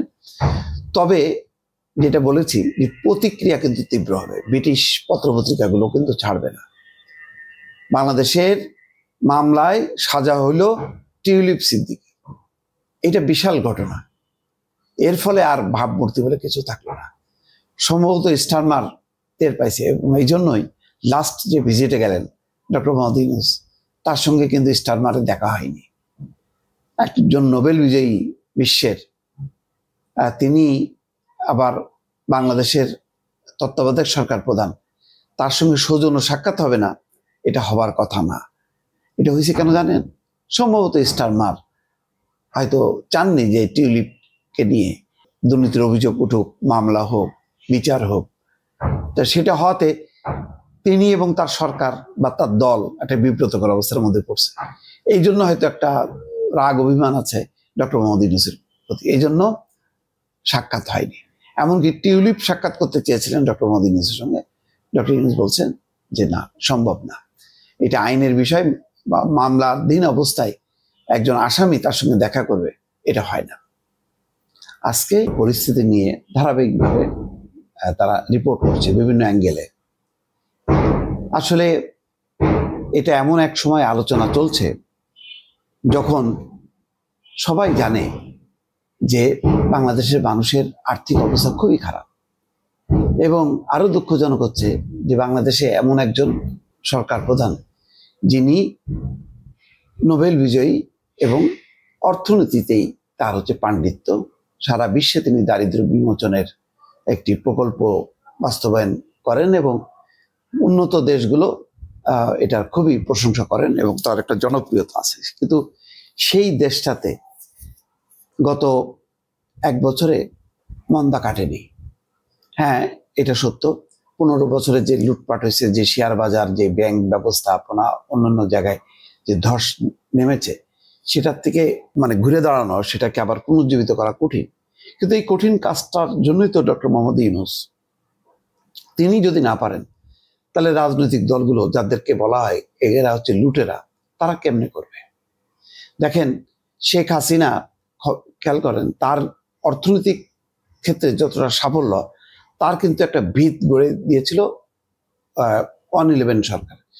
2 বছরের সরকার, আর যাই বলেন না কেন, তারা কিন্তু লুটপাট করেনি বিভিন্ন সেক্টরে। তখনকার এনবিআর এর কথা চিন্তা করেন, তখন দুদক, অন্যান্য সংস্থা, দুর্নীতিবাজরা কিন্তু হয় জেলে ছিল, নাই কিন্তু দৌড়ির উপর ছিল, বিদেশে ছিল। রাঘব বোয়ালরা কেউ টিকতে পারে নাই। আর এখন এই রাঘব বোয়ালদের মানে খুব অল্প অংশই বাইরে, আর বাকি অংশ মোটামুটি ম্যানেজ করে ফেলছে ইতিমধ্যে, এবং মাশাআল্লাহ নির্বাচনের পর সব ঠিকঠাক হয়ে যাবে। ওই অবস্থার তার কারণে 111 সরকারের কারণে একটা দৃঢ় মজবুত ভিত্তি পাইছিল। বাংলাদেশ ব্যাংকের রেজাল্ট ভালো ছিল, এনবিআর এর রাজস্ব আয় আদায় এগুলি ভালো অবস্থায় ছিল, এবং ওই শক্ত ভিত্তির উপর কিন্তু দাঁড়ানোর কারণে শেখ হাসিনা একটা সুফল পাইছে। সুফল পেয়ে পরে সে লুটপাট করছে, ওই সফলতা বা সুফল জিনিসটাকে কাজে লাগায়নি, ফলে ব্যর্থ হয়েছে। এখন সেই ব্যর্থতার দায়িত্বটা পড়ছে এই অন্তর্বর্তী সরকারের উপর। কিন্তু ঘুরে দাঁড়ানোর যে লক্ষণ, সেই লক্ষণগুলি কিন্তু অর্থনীতিবিদরা দেখতে পাচ্ছে না। যেমন হোসেন জিল্লুর রহমান, তিনি অর্থনীতিবিদ, সবাই চেনেন তাকে, সাবেক উপদেষ্টা। তিনি বলছেন যে বিশ্ব ব্যাংকের তথ্য দেখায় এটি কোনো আকস্মিক পতন নয়, এটাই বাস্তবতা, দারিদ্র্য বাড়ছে। সেলিম রাহেন বলছেন দারিদ্র্য বেড়েছে, এটা বিভিন্ন গবেষণা সংস্থার প্রতিবেদনে উঠে এসছে, কিন্তু বিবিএস এই বিষয়ে নীরব ছিল। বাংলাদেশ দারিদ্র্য কমানোর দিক থেকে বিশ্বে সুনাম কুড়িয়েছিল, যে আস্তে আস্তে কমছিল, কিন্তু এখন পিছনের দিকে হাঁটছে। এই যে পিছনের দিকে হাঁটছে, আমরা কিন্তু এগোতে পারছি না। এখানে বলা হচ্ছে যে দারিদ্র্য বৃদ্ধির মূল কারণ উচ্চ মূল্যস্ফীতি এবং কর্মসংস্থান কম হওয়া। দুটোই দেখেন, আমাদের কর্মসংস্থান নাই বলে কিভাবে সাগর পাড়ি দিয়ে মানুষ ছুটছে বিদেশে, কত মানুষ মারা যাচ্ছে, কত মানুষ অন্ধা হয়ে আছে, মৃত্যুর ঝুঁকির মধ্যে আছে, দেশে কোনো কিছু করতে পারছে না, জমি জমা বিক্রি করে সর্বশান্ত হয়ে চলে গেছে। সামাজিক সুরক্ষা কর্মসূচির সুবিধা বেশি পৌঁছায় ধনীদের কাছে, ধনীরা আসলে ধনী হচ্ছে আর গরিব মানুষ গরিবই হচ্ছে। এই বাস্তবতার ভিন্ন একটা চিত্র, ভিন্ন একটা পরিস্থিতি তৈরি করার জন্য যেই দিন রাত এটা নিয়ে গবেষণা করা, পরিশ্রম করা, সেটা কিন্তু উচ্চ পর্যায়ে নেই। উচ্চ পর্যায়ে আছে কিছু মানে সেমিনার, সিম্পোজিয়াম, লম্বা লম্বা কথাবার্তা, কিন্তু ধারাবাহিকভাবে যে কাজ করা, যে এনবিআর কি করছে, তারপরে অর্থনৈতিক যে বিভাগ, মন্ত্রণালয়, ব্যাংক, শেয়ার বাজার, অন্যান্য যেই মূল জায়গাগুলো, তাদেরকে নিয়ে যে নিয়ত বৈঠক করা, তাদের দিক নির্দেশনা দেয়া, এই বিপর্যয় থেকে কাটায় ওঠা, এইটার লক্ষণটা নেই একেবারে তা না, কিন্তু খুব ক্ষীণ, মানে প্রত্যাশিত না। যারা বিকাশের চিন্তা করে এবং গণতান্ত্রিক একটা নির্বাচন এইগুলো দেখতে চায়, তারা কিন্তু অংশগ্রহণমূলক নির্বাচনের কথা বলবে, স্বচ্ছ, জবাবদিহি এবং অংশগ্রহণমূলক নির্বাচন। আজকে জার্মানি সেই কথাটা বলেছে। তারা ডিকাপ অর্থাৎ ডিপ্লোম্যাটিক করেসপন্ডেন্ট অ্যাসোসিয়েশন, তাদের সাথে যে মত বিনিময়ে তারা পরিষ্কার করে বলেছে যে বাংলাদেশে অবাধ অংশগ্রহণমূলক নির্বাচন দেখতে চায় জার্মানি। এখন এই অংশগ্রহণমূলক নির্বাচনের থিওরিটা কি, দৃষ্টিভঙ্গিটা কি, এটা কিন্তু বিশ্লেষণ করা দরকার। এটা তারা পরিষ্কার করেনি, অতীতেও কিন্তু পরিষ্কার করেনি, কিন্তু আকারে ইঙ্গিতে তারা বলতো যে বিএনপি জামাতকে নিয়ে নির্বাচনটা করো, যাতে বিতর্ক না হয়, কোনো একটা অংশকে বাদ দিয়ে নির্বাচন হয় না। জার্মানি কি কোন লাইনে বলছে? জার্মান পরিবর্তিত প্রেক্ষাপটে কি সেই লাইনে বলছে, নাকি যেই দলগুলো এখন আছে, মানে হাসিনা বিরোধী যে দলগুলো,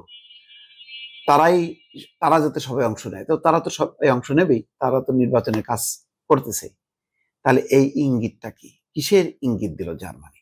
এর আগে দেখেন যুক্তরাজ্যের একজন মন্ত্রী আসলো, উন্নয়ন বিষয়ক, সেখান থেকে উনি কি বললেন আমরা জানলাম না, ডক্টর মোহাম্মদ ইউনূস বললেন যে আওয়ামী লীগের আগামী নির্বাচনে অংশ নেওয়ার কোনো সম্ভাবনা নেই, কারণ তাদের নিবন্ধন নেই, তাদের প্রতীক নেই। নির্বাচন কমিশন যেহেতু তাদের নিবন্ধন প্রতীক দেয়নি, এবং একই সঙ্গে আদালত যেহেতু তাদের উপরে সাময়িক নিষেধাজ্ঞা দিয়েছে কার্যক্রমের উপরে, সুতরাং তারা অংশ নিতে পারবে না। তারপর দেখলাম যে আয়ারল্যান্ডের সম্ভবত একজন মন্ত্রী দেখা করলেন, সেখানেও কিন্তু একই কথা উচ্চারিত হলো। এগুলো হলো পশ্চিমা গণতান্ত্রিক দেশ, এর মধ্যে গুরুত্বপূর্ণ দেশ হচ্ছে জার্মান কিন্তু আগে খুব একটা তৎপর ছিল না, ফ্রান্সও অত তৎপর ছিল না। সেই ফ্রান্সের রাষ্ট্রদূত হঠাৎ করে দেখলাম কালকে ডক্টর মোহাম্মদ ইউনূসের সঙ্গে দেখা করেছেন, তারা সম্পর্কে এগিয়ে নেওয়ার কথা বলছেন। কিন্তু আসলে কি শুধুই তাই? নির্বাচনকে সামনে রেখে তারা কি কোনো বক্তব্য দিচ্ছে না? হয়তো দিচ্ছে, আমরা পুরোটা জানি না। কিন্তু জার্মানের রাষ্ট্রদূত ডক্টর রুডিগার লোটস, তিনি কিন্তু পরিষ্কারভাবে বললেন যে বাংলাদেশের আগামী যেই জাতীয় সংসদ নির্বাচন অবাধ, সুষ্ঠু, গ্রহণযোগ্য এবং অংশগ্রহণমূলক হবে। এই শব্দগুলো যদি হাসিনার আমলে ব্যবহার করতেন মার্কিন রাষ্ট্রদূত বা ব্রিটিশ হাইকমিশনার, তাহলে আমরা ধরে নিতাম তারা বিএনপি জামাতকে উদ্দেশ্য করে বলছেন। এখন কার উদ্দেশ্যে বলছেন? এখন তাদের ইঙ্গিতটা কি? আওয়ামী লীগকে নিয়ে এটা কি বলতে চাচ্ছেন? নাম কিন্তু তারা অতীতেও বলেননি, এবারও বলছেন না। এখন বুঝে নিতে হবে যে সেটা কি হইতে পারে। রাষ্ট্রদূত বলছেন যে আগামী নির্বাচনে ভোটারদের উপস্থিতি বেশি হবে, ভালো। প্রধান উপদেষ্টা যে 60% ভোটদানের সম্ভাবনার কথা বলেছেন, সেটির সঙ্গে তারা একমত। একই সঙ্গে তিনি প্রচারণায় সময় রাজনৈতিক সহিংসতা কমে আসবে এই প্রত্যাশা করছেন। তো দেখেন, হয়তো ইঙ্গিতটা আরো পরিষ্কার দেবেন। ভারত ইতিমধ্যে পরিষ্কারভাবে সম্ভবত বলে দিয়েছে ইতিমধ্যে অজিত দোভাল ডক্টর খলিলুর রহমানকে আওয়ামী লীগকে নিতে হবে, আওয়ামী লীগকে ছাড়া একটা নির্বাচন হবে, এইটা ভারত এবং পশ্চিমারা হয়তো পছন্দ করছে না। তারা যে কোনো ফর্মে তারা ওই বিচারের জায়গায় রাখতে চাচ্ছে, আর আওয়ামী লীগের যে রাজনৈতিক অধিকার সেটাকে সমুন্নত রাখতে বলছে। এটা কি সম্ভব? এটা আপাতত অসম্ভব বর্তমান পরিস্থিতিতে। তাহলে বাংলাদেশের এই পরিস্থিতির কারণে কি তারা তাদের অবস্থান, বক্তব্য ঘুরাবে? না, ঘুরাবে না। তারা এটা অতীতেও যেমন বলে গেছে, মানে এখনো বলছে, আগামীতেও বলবে।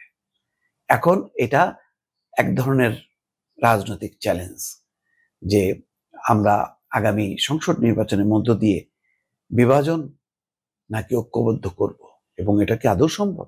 আওয়ামী লীগকে নিয়ে নির্বাচন করা, আবার গণতন্ত্র পুনঃপ্রতিষ্ঠা করা, এটা একটা আপাতত অসম্ভব মনে হচ্ছে।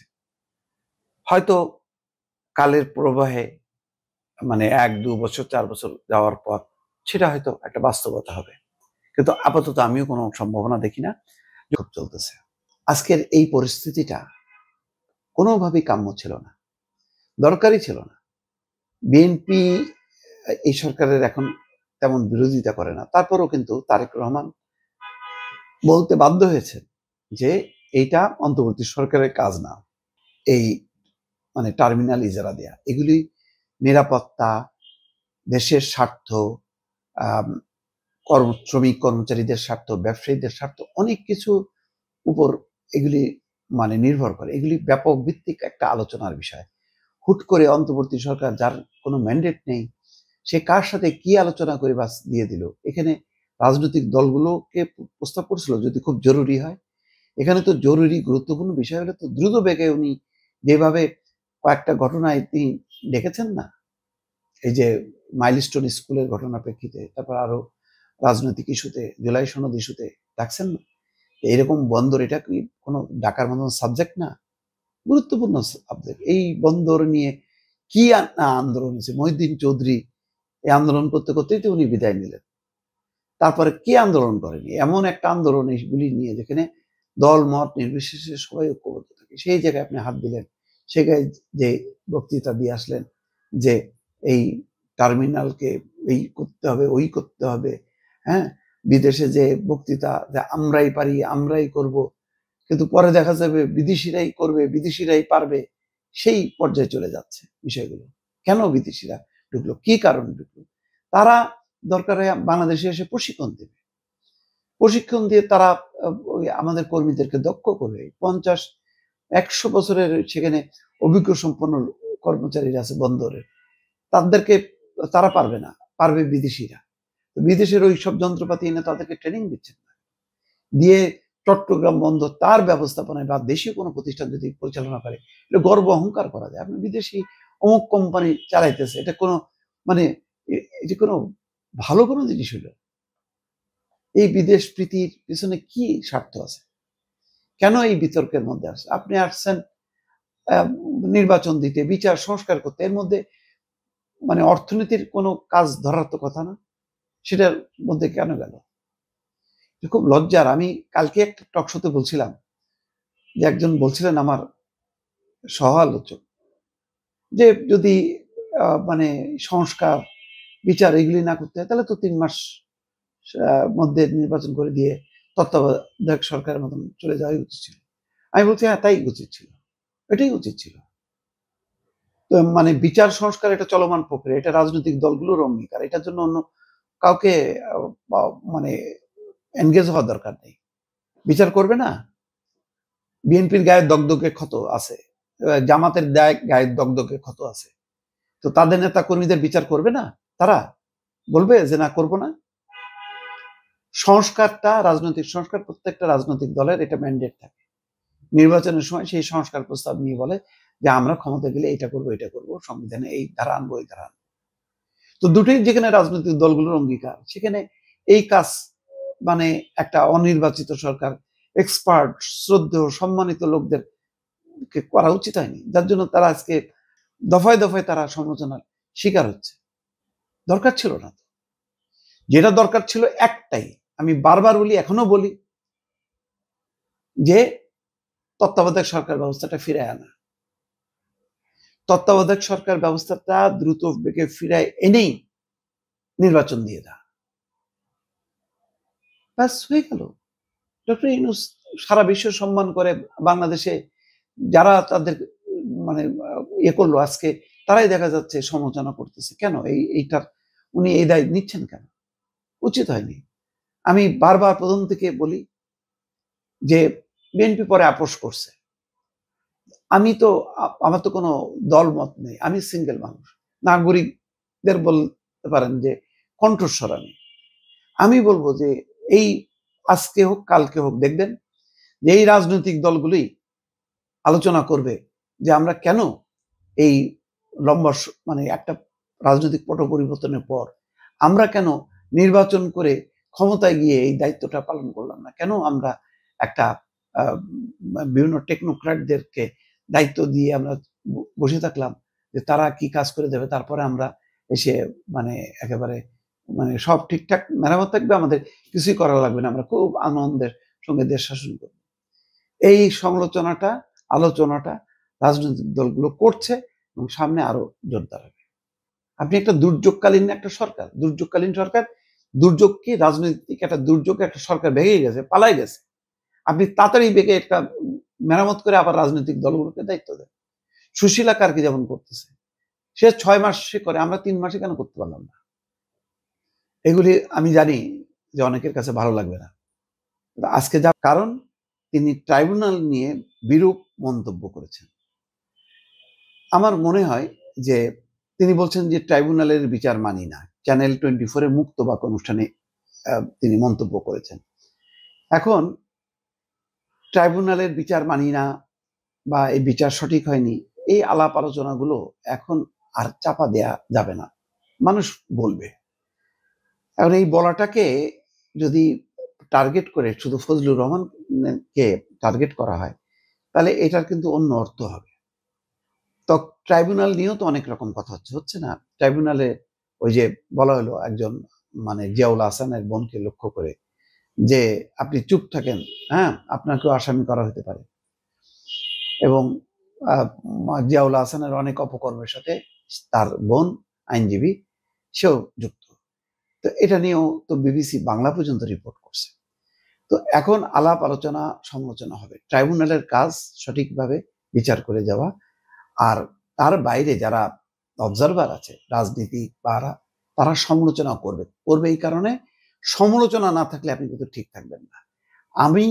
আমাকে যদি কেউ সমালোচনা না করে, আমরা প্রতি মুহূর্তে কিন্তু হচ্ছে এক একটা কন্টেন্ট দেই, তারা সেখানে অনেক রকম মন্তব্য করে, তার মধ্যে দুঃখজনক গালাগালি বিরূপ মানে, এবং এমনকি কিভাবে যেন ফেসবুকের মেসেঞ্জারে, আমার ব্যক্তিগত মেসেঞ্জারে, হোয়াটসঅ্যাপে, সেখানেও পর্যন্ত খুব অশালীন ভাষায় গালাগালি করা হয়।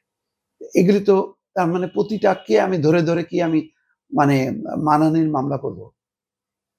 তো ট্রাইব্যুনালটা আন্তর্জাতিক অপরাধ ট্রাইব্যুনাল, বুঝতে হবে এর একটা আন্তর্জাতিক মানটা রক্ষা করার ব্যাপার আছে।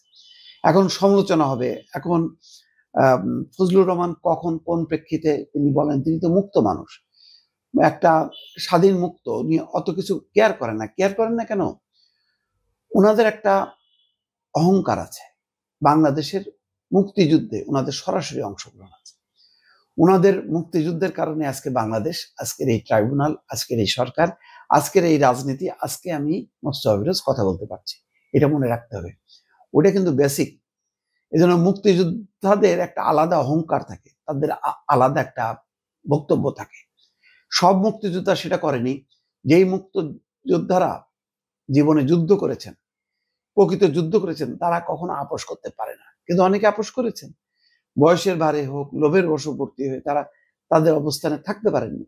কিন্তু কিছু মানুষ তো থাকতে হবে যারা মুক্তভাবে বলতে পারবে, ট্রাইব্যুনালের উদ্দেশ্যে বলতে পারবে, দলের প্রধানের বিরুদ্ধে বলতে পারবে, দল সম্পর্কে বলতে পারবে, যে কোনো কিছু বিষয়ে যদি কেউ বলতে না পারে, আপনি যদি মুখটা বন্ধ করে দেন, তাহলে কিন্তু আপনি আপনার ভুলটা বুঝতে পারবেন না। এই জন্য আমি দেখি যে জামাতের সমালোচনা হলে প্রচুর মানে আক্রমণাত্মক অনেকে এই শুরু করে দেয় সোশ্যাল মিডিয়াতে মতামত। বিএনপি হয় কিন্তু কম, বিএনপির লোকজন আমার কাছে মনে হয় একটু বোধহয় একটু বোকা শোকা টাইপের, এরা বোধহয় মানে ওই খুব একটা ফেসবুক সোশ্যাল মিডিয়া দেখে না। আগে হয়তো দেখতো, শেখ হাসিনার আমলে তখন তো কাজ ছিল না, দৌড়ের উপর থাকতো, তার সারাদিন মনে দেখতো। আর এখন হয়তো তারা দল টল ব্যবসা বাণিজ্য যেগুলি নিয়ে ব্যস্ত, এই কারণে তারা আর দেখার সময় পায় না। এখন আবার আস্তে আস্তে আওয়ামী লীগের লোকজন দেখা শুরু করছে, দেখবেন যে ওদের নিয়ে কোনো কন্টেন্ট করলে প্রচুর ভিউ হয়।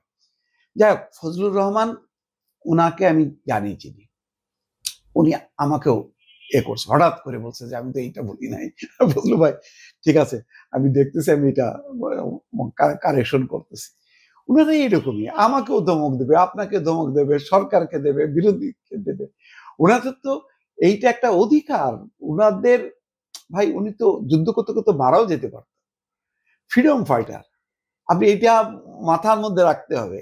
আমার অপরাধ আর ওনার অপরাধ এক হবে না, উনি অনেক বেশি বলবে, কারণ ওনার সেই বলার অধিকার আছে। এই দেশটাকে ওনারা মুক্ত করছে, তো ওনাদের কথা সহ্য করার ক্ষমতা ট্রাইব্যুনালকে থাকতে হবে, সরকারকে থাকতে হবে, দলকে থাকতে হবে। ওনাদেরকে রক্ষা করতে হবে, ওনাদেরকে ঠেলে ফেলাবেন না। এই যে নানা রকম ফজু পাগলা এটা সেটা বলেন, ঠিক না।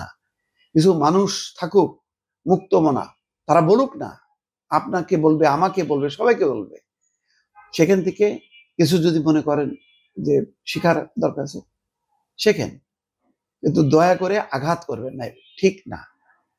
ফজলু ভাইদের প্রজন্মের অল্প কিছু মানুষ কিন্তু বেঁচে আছে, আর 15-20 বছর পরে হাহাকার করবেন যে আহারে একজন মুক্তিযোদ্ধা বেঁচে নেই, এখন আর এই মুক্তিযোদ্ধা বেঁচে নেই।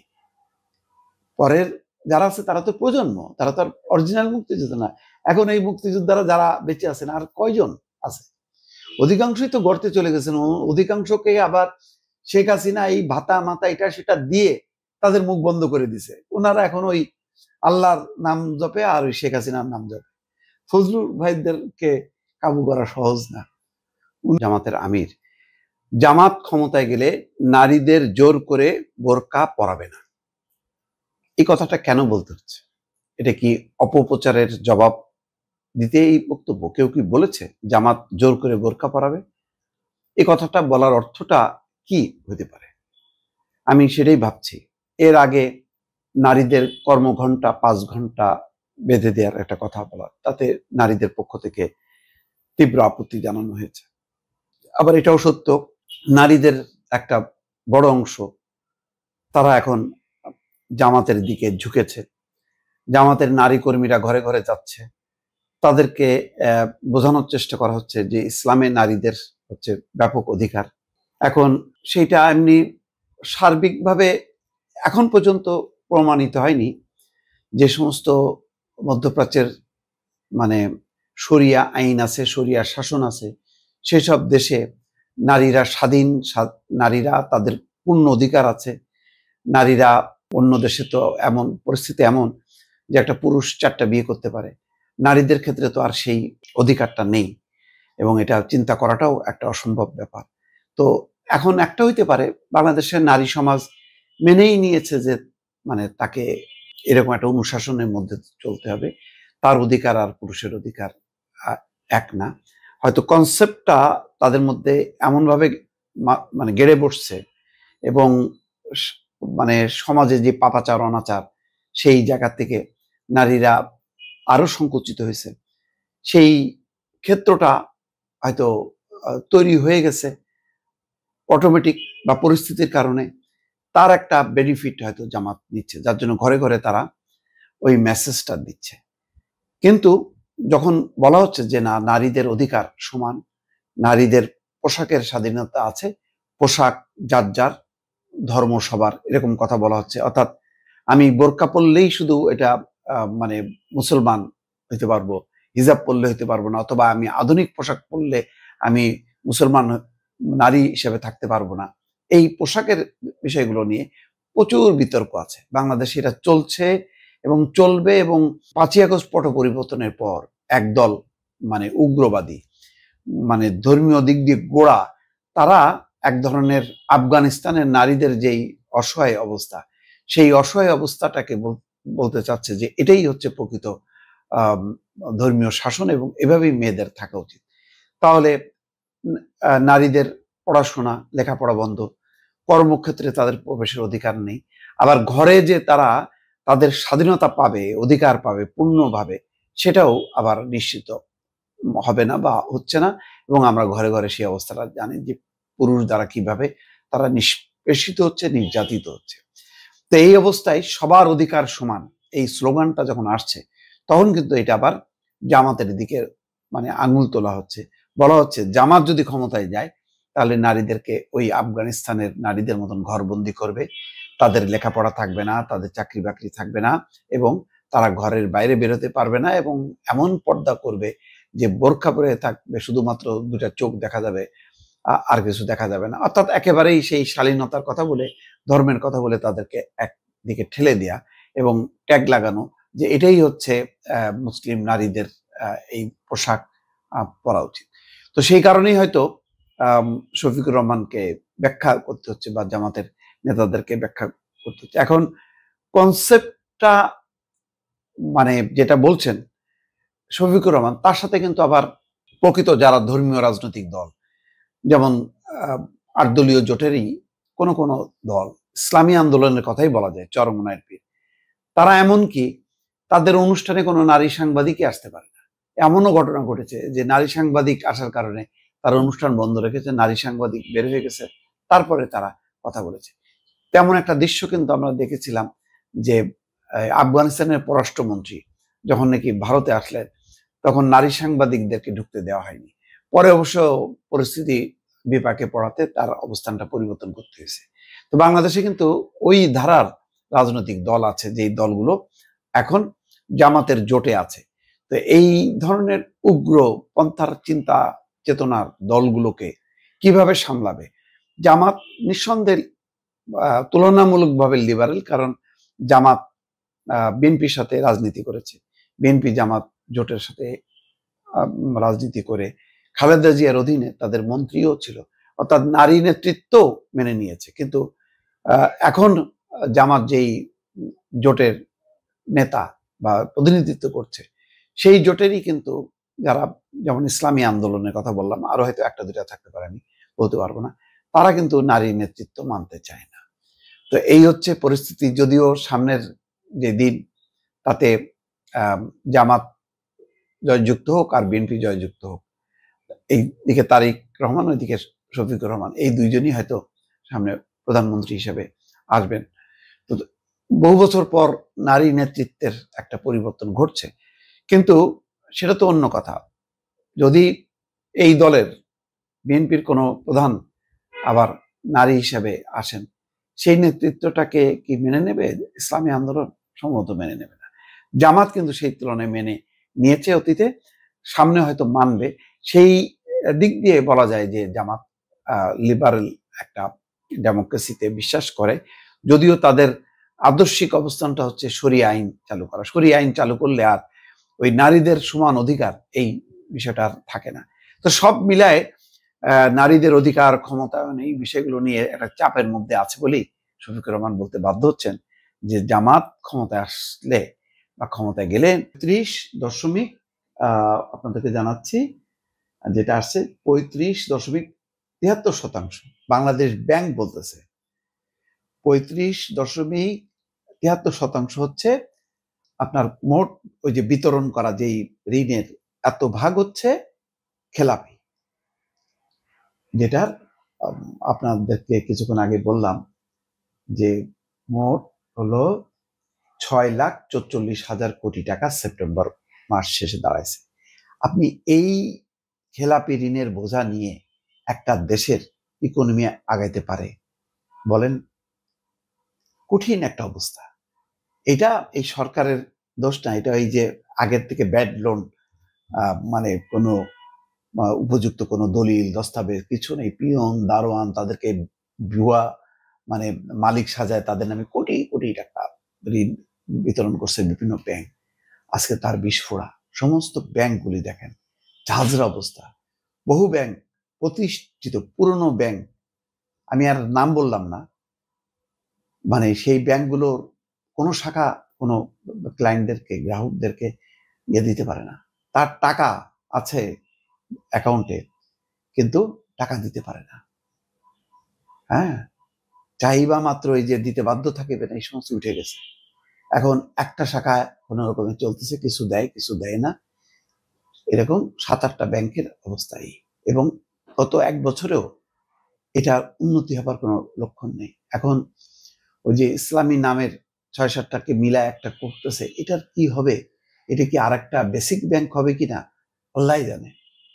বেসিক ব্যাংকেরও ওইটাই ছিল, সরকার অ্যাকোয়ার করার পরে দাঁড়ায় নেই, মানে সরকার অ্যাকোয়ার করে নিছে মানে ওইটা দেউলিয়া হবার পর এরকম কোনো ব্যাংক খুব ভালো করছে রমরম অবস্থায়, এই ইতিহাস নেই। আর এখন তো এই আপনার মানে যে পরিমাণ ঋণ আপনি বিতরণ করছেন তার 35% উপরে হচ্ছে মানে খেলাপি হয়ে আছে। সেই ঋণ আপনি কিভাবে আদায় করবেন? এই ঋণ কার টাকা? জনগণের টাকা। জনগণের টাকা চলে গেছে ধনী লোকদের পকেটে, এবং তাদের অনেকের এখানে অস্তিত্বই নেই, তারা চলে গেছে। ওকে দেখলাম যে ডাক্তার ইকবাল বিদেশ যাওয়ার নিষেধাজ্ঞা দিচ্ছে, সে তার পরিবারের প্রিমিয়ার ব্যাংকের মালিক, ও তো টাকা পয়সা নিয়ে যা লুটপাট করার নিয়ে চলে গেছে। নাই তো, আপনি এখন নিষেধাজ্ঞা দিয়ে তারা পাবেন কোথায়? সেই প্রিমিয়ার ব্যাংকের দায়িত্ব নিছেন একজন খুবই প্রতিষ্ঠিত মানুষ, ডাক্তার আরিফুর রহমান, সৌদি আরবের অত্যন্ত তিনি একজন ধনাঢ্য ব্যবসায়ী। এখন ওনারা হয়তো ডাইরেক্টর ছিলেন অল্প কিছু পয়সা দিয়ে, ওনারা হয়তো ভিড়তেও পারে নাই। এখন সরকার ডেকে এনে ওনাকে দায়িত্ব দিয়েছে। এখন এই প্রিমিয়ার ব্যাংকের মনে করেন যে লুটপাট, যে পরিমাণ ব্যাড লোন, এটা কিভাবে উনি আদায় করবে? যেখানে হাত দেবে দেখবে যে এই ব্যাংক ভুয়া কাগজপত্র দিয়ে টাকা নিয়ে চলে গেছে, তার অস্তিত্বই নেই। এইটা কিভাবে মিট আপ করবে? এইরকম প্রতিটা ব্যাংক যদি ধরে ধরে হিসাব করা হয়, এইটা আর আসবে না। এই যেই খেলাপি ঋণ আজকে হলো 6,44,000 কোটি, আপনি আর কয়দিন পরে দেখবেন যেটা 7 লাখ হয়ে গেছে, 8 লাখ হয়ে গেছে। এটা কমবে, এই ঋণ আর আদায় হবে না। এই 35% যে ঋণের একটা বড় অংশ, এইটা লুট হয়ে চলে গেছে। ওই যারা লুট করছে তাদের অস্তিত্বও নেই।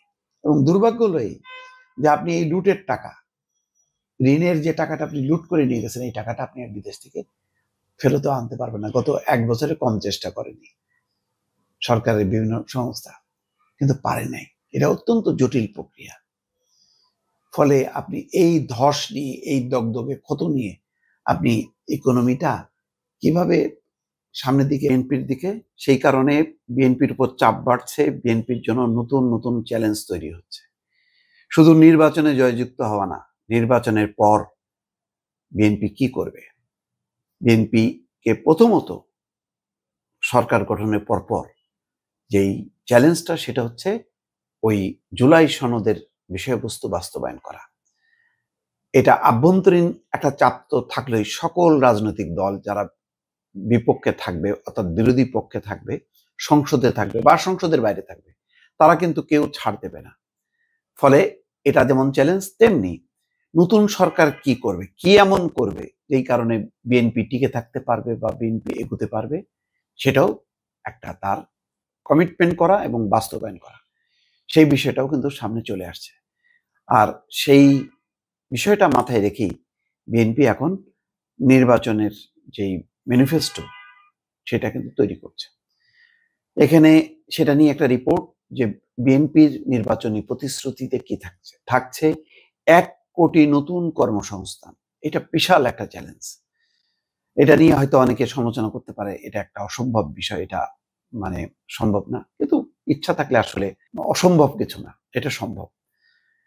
তারপরে সাম্প্রদায়িক হামলা রোধে কঠোর কর্মসূচি থাকছে, এটাও গুরুত্বপূর্ণ। কারণ এই 5ই আগস্ট পট পরিবর্তনের পর যে ভুলটা করলো রাজনৈতিক দলগুলো সবাই মিলে, আমি বলবো যে দ্রুত মানে ইউনূস সরকারের কাছ থেকে, ইউনূস সরকারকে ক্ষমতায় বসানো এবং তার মাধ্যমে একটা নির্বাচন আয়োজনটা করা দরকার ছিল দ্রুত।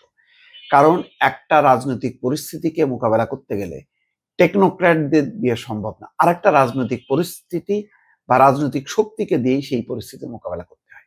দুর্ভাগ্যজনকভাবে বিএনপি এবং জামাত তারা সেই চ্যালেঞ্জটা না নিয়ে তারা পিছায় আসলো, পিছায় এসে তারা পরস্পরের সাথে ঝগড়া বিবাদে জড়ায় পড়লো। এটা যার কারণে দেখবেন যে মানুষ কিন্তু হতাশ, সবাই বলছে তাহলে এই পরিবর্তন করে কি লাভ। তো এখন দেখেন আগামী জাতীয় নির্বাচনে প্রচারের কৌশল ঠিক করছে বিএনপি। কি আছে তাতে?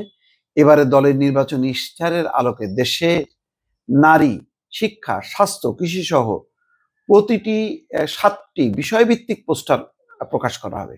এর খসড়া সোমবার রাতে অনুষ্ঠিত দলের জাতীয় স্থায়ী কমিটির সভায় অনুমোদন হয়েছে। এটা ভালো। দেখেন সব রাজনৈতিক দলগুলো তো আসন বাঁকাবাকি কোথায় জিতবে না জিতবে, আসলে জেতাটাই তো বড় কথা না। জেতার পরে আপনি কি করবেন? জেতার পরে যে পরিস্থিতি, মানে 6 মাসও যাবে না আপনার জনপ্রিয়তাটা নামবে। সুতরাং আপনাকে পাবলিকের সামনে বলতে হবে যে আমরা ক্ষমতা গেলে দেখেন এই করব, নারীদের জন্য এই, শিক্ষা, স্বাস্থ্য, সমস্ত সেক্টরে আমি এই করব। যেমন সেদিন বললেন না গণমাধ্যমে, আমার ভালো লাগছে মির্জা ফখরুল ইসলাম আলমগীরের, যে কাউকে পকেটে ঢোকানো যাবে না, মানে সাংবাদিকদেরকে পকেটে ঢোকানো যাবে না, এবং সাংবাদিকরাও যাতে পকেটে না ঢোকে, গণমাধ্যম থাকবেন স্বাধীন। আরেকটা ভালো লাগছে যে কোনো খেলোয়াড়, সেটা একটা নির্দেশনা দেখলাম, যে কোনো খেলোয়াড় নির্বাচনী প্রচারে অংশ নেবে না। চমৎকার। মানে আওয়ামী লীগ তো এটারে মোটামুটি ডাইল বানা ফেলছিল। খেলোয়াড়, শিল্পী, সাহিত্যিক সবাইকে এখন কাদার মধ্যে নামাই দিয়ে এখন এদের একটা অংশ অপরাধী হয়ে কেউ আছে কারাগারে আর কেউ আছে মুখ লুকায়, তারা সামনে আসতে পারে না। এটা কি ভালো?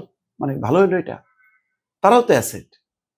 এই যে দেখেন আওয়ামী লীগের সময় বিএনপি সমর্থক কিছু শিল্পীকে তারা ব্ল্যাকলিস্ট করে বসে থাকলো। হ্যাঁ, বেবি নাজনীন, হ্যাঁ, তার মতন শিল্পী ছিল না, হাওয়া। আর এখন ওই যে মমতাজ গানের পাখি, কত মানুষ তার মানে ভক্ত ছিল, নাই হয়ে গেল, এখন কারাগারে। তো এইগুলি থেকে শিল্পী, সাহিত্যিক, সাংবাদিক, খেলোয়াড় তাদেরকে রাজনীতি মুক্ত রাখা দরকার। রাজনীতি করতে চাইলে বাবা সরাসরি চলে আসো, কিন্তু ওই শিল্পী নাম দিয়ে, ট্যাগ দিয়ে বা খেলোয়াড় হয়ে হয়ে রাজনীতিতে আসলে তার সাফারার তো এই যে মাশরাফি, তারপরে সাকিব আল হাসান, তারা।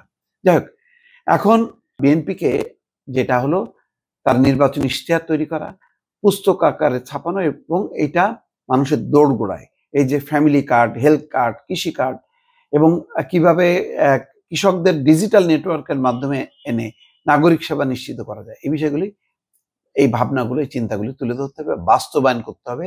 প্রথমত কথা হলো যে একটা স্বচ্ছ ধারণা ক্যাম্পেইন করতে হবে, যে আমরা নারী, কৃষক বা তারপরে শ্রমিক, অন্যান্য সাধারণ যুবক, তাদের জন্য আমি কি কি করব, যেটা বাস্তবিকভাবে বাস্তবায়ন করা সম্ভব।